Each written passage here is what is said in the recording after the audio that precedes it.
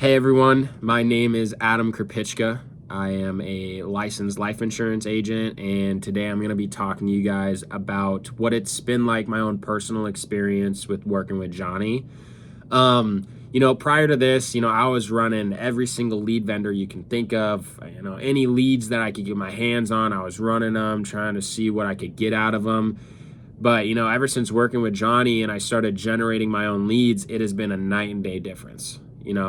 I'm talking to individuals who remember filling out a form, who want me to even be contacting them, who want to buy life insurance. And it's just so encouraging, getting the opportunity to have so many clients, to even talk to in the first place. And, they're exclusive to you. So it's not like you're having to compete with several other agents trying to get to talk to them. So that's just been one amazing thing working with Johnny and getting all those systems in place. But the other thing that I absolutely love about working with Johnny is overall, he's a very personable guy.